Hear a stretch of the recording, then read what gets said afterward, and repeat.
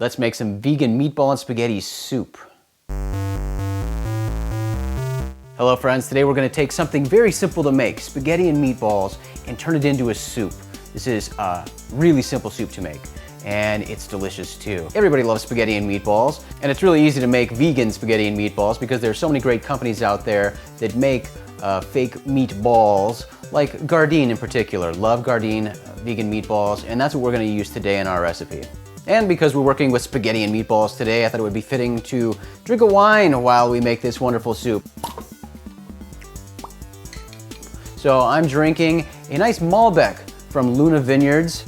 All right, so I promised the soup is really easy to make. There are only a couple of ingredients, and as you probably already guessed, one of the ingredients is spaghetti.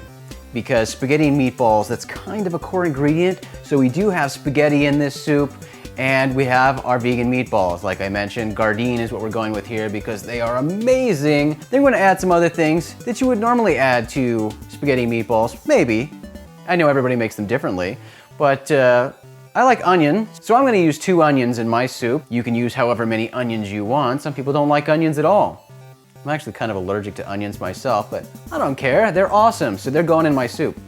In addition to our spaghetti, our meatballs, our onions, we're also gonna throw in some tomatoes. Now, the goal with this soup is to make it quick and easy. So we're going to use delicious canned tomatoes rather than spending the time of chopping up tomatoes and putting in fresh tomatoes. Yes, that would probably make your soup better, but we're not doing that today. Feel free to do it if you want. And my can of tomatoes happens to have diced jalapenos because I love jalapenos, and that's how I would make spaghetti and meatballs. So that's what's going in my soup, but again, make yours any way you want, put whatever variety of spices and other things in there. But we have our basic ingredients here, so let's get started. Now I hope you would guess that the first step here is going to be to boil water. And you can do this any way you want. Again, we're not following rules here. Just make your soup the way you want. Just as long as you put good stuff in it, it's gonna be good. That's the secret to cooking. So what I'm doing is taking a big soup pot and putting a lot of water in it. Don't you love precise measurements? Me too. And once our water boils, we're gonna put the spaghetti in. Now, for soup, it's probably not the best idea to put the whole spaghetti in. That might make it a little difficult when it comes time for eating your soup. So what I'm gonna do is break my spaghetti up into small pieces. Again, this isn't an exact science. The pieces don't all have to be the same size. It doesn't really matter. They're going in your mouth and into your belly. That's all that matters. Check the directions on your spaghetti to see how long you need to boil it. Mine says 7 minutes, so that's what I'm doing. There's no reason for me to sit around and waste this time.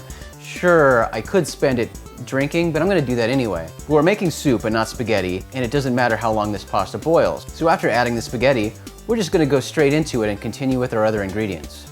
Chop your onions into whatever size pieces you want and add those to the pot. And I'm gonna go ahead and add my vegetable bouillon too. I have a preference for the cubed variety of vegetable bouillon, so that's what I'm using for mine. And again, with any recipe, individual taste comes into play. So for my taste, I'm probably going to use 3 or 4 cubes of vegetable bouillon, but you can use whatever you want to meet your tastes. After waiting the appropriate time for the spaghetti to be properly cooked, I'm now gonna add my can of tomatoes. Finally, we wanna add our meatballs. Now, directions for preparing your meatballs vary depending on whatever brand you got. But again, with our goal being quick and easy, I'm opting for the microwave. I know some of you might hate the microwave, think the microwave is evil, but the microwave is my friend and it makes things very easy. So I'm just gonna pop my meatballs in the microwave. That really didn't sound too good. I'm gonna use about 4 meatballs and I'm gonna put them in a microwave safe dish, put a cover on them loosely, but be careful using the microwave because it can suck out all the juices from your balls.